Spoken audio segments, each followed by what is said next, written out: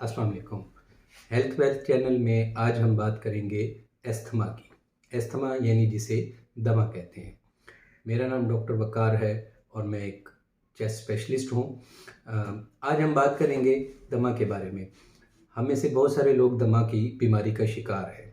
दमा की बीमारी के बारे में बात किया जाए तो दमा क्या है, आसान लफ्ज़ों में कहें तो दमा सांस की तंगी को कहते हैं।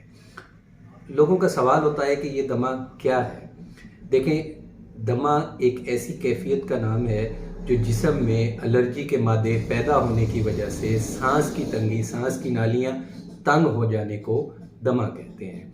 इसके अंदर बेशुमार और चीज़ें शामिल हैं, यानी अगर एलर्जी के मादे पैदा होते हैं तो सांस की नाली के अंदर जो बलगम है, जो रेशा है, उसकी पैदावार बढ़ जाती है। कुछ मरीज़ों के अंदर वो रेशा इतना ज़्यादा होता है कि वो खांसी करने लग जाता है। कुछ लोगों के अंदर वो रेशा जम जाता है, तो जिसकी वजह से सांस की नाली जो ऑलरेडी तंग होती है, तो जमी हुई बलगम की वजह से उसका जो ल्यूमेन है, जो सांस की नाली है, वो और ज़्यादा तंग हो जाती है, तो उससे सीटियों जैसी आवाज़ें निकलनी शुरू हो जाती हैं। तो इस कैफियत को हम कहते हैं दमा। देखें, दमा एक खालिस्तन कुदरती मसला है, यानी नेचुरल प्रॉब्लम है। नेचुरल प्रॉब्लम कैसे है कि आम रूटीन में, आम सूरत हाल में दमा किसी जरासीम की वजह से पैदा नहीं होता।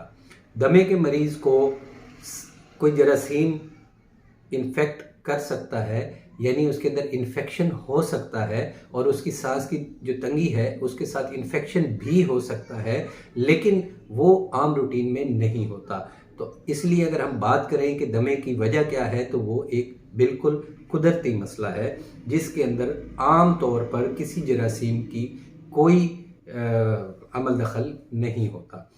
तो दमा होता क्यों है? देखें, हमने बात की सांस की एलर्जी। एलर्जी क्या है? हमारे जिस्म का जो निज़ाम है, अल्लाह ताला ने बड़ा पेचीदा किस्म का निज़ाम बनाया है और हमारे जिस्म के अंदर मुख्तलिफ़ निज़ाम मुख्तलिफ़ तरीके से काम कर रहे हैं। इसी तरीके से एक एलर्जी का निज़ाम भी हमारे जिस्म में काम कर रहा है। इस एलर्जी के निज़ाम का तरीक़ाकार क्या है? देखें, इसका तरीक़ाकार बहुत सादा है कि कोई भी ऐसी चीज़ जो किसी भी ज़रिए से हमारे जिस्म के अंदर जा रही है, चाहे वो ब्लड के ज़रिए है, चाहे वो खुराक के ज़रिए है, चाहे वो सांस के ज़रिए है, तो हमारा जिस्म उसका जायज़ा लेता है। ये जो एलर्जी का सिस्टम है उसका जायज़ा लेता है कि आया ये चीज़ हमारे लिए फ़ायदेमंद है या नुकसानदेह है।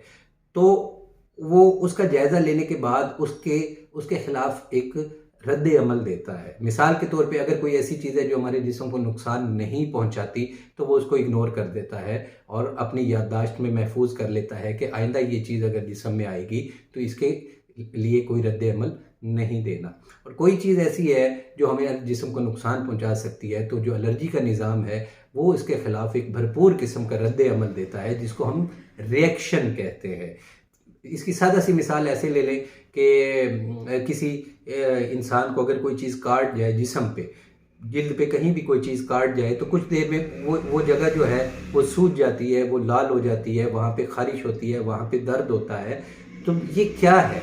यही एलर्जी का एक सिस्टम है कि जिस्म ने महसूस किया कि किसी चीज़ ने काटा है और वो चीज़ जिस्म के लिए ठीक नहीं है, तो हमारे एलर्जी के निज़ाम ने फ़ौरन उसके ख़िलाफ़ एक रद्द अमल दिया और उस चीज़ का जो भी काटने की वजह से उसका कोई मादा है जो जिस्म में दाखिल हुआ, तो उसने उसके ख़िलाफ़ रद्द अमल दिया। उस जिस्म के उस हिस्से को जो है वो रेड कर दिया, सुर्ख कर दिया, उसको वहीं सोजन आ गई और वो अपनी तरफ से कोशिश करता है कि उस चीज़ को वहीं महदूद किया जाए और उसके बाद वहाँ पे इन्फ्लेमेटरी सेल्स और दूसरी चीज़ें आ जाती हैं जो उसको कवर अप करने की कोशिश करते हैं। तो बिल्कुल ऐसे ही सांस के मरीज़ों के अंदर भी यही अमल होता है कि जब भी कोई चीज़ उनके जिस्म में ऐसी जाती है, चाहे वो सांस के ज़रिए हो, चाहे वो खुराक के ज़रिए हो, तो जो जाके वहाँ एलर्जी के मादों को छेड़ सकती हैं, तो हमारा एलर्जी का निज़ाम उनके ख़िलाफ़ एक रद्द अमल देता है।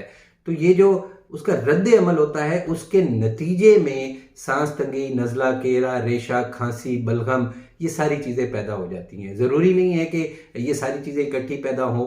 कुछ الرجی اور دمے کے مریضوں کو صرف نزلہ کیرا ریشہ اور کبھی کبھار سانس کی تنگی ہوتی ہے، کچھ لوگوں کو صرف سانس تنگی ہوتی ہے۔ تو کہنے کا مقصد یہ ہے کہ یہ جو بھی آپ کو سانس تنگی، نزلہ کیرا یا ریشہ یا جو چھاتی کا گھٹنا ہے، یہ جو کیفیت ہو رہی ہے یہ دمے کی وجہ سے ہے، اور دمہ جو ہے بنیادی طور پہ الرجی کی وجہ سے ہے۔ تو یہ کسی انفیکشن کی وجہ سے نہیں ہے۔ بعض اوقات لوگ اس کے لیے اینٹی بائیوٹک یوز کر رہے ہوتے ہیں جو کہ جراثیم کش ادویات ہے، جن کو لینے سے اتنا فائدہ نہیں ہوتا کیونکہ وہ جا کے الرجی کے مادوں کو کم نہیں کر رہی ہوتی۔ تو دمے کے بارے میں اور بھی بات کریں گے کسی اور ویڈیو میں، تو ٹیون رہیں۔ انشاءاللہ جو معلومات بہتر سے بہتر طریقے سے آپ تک پہنچائی جا سکے وہ پہنچائیں گے۔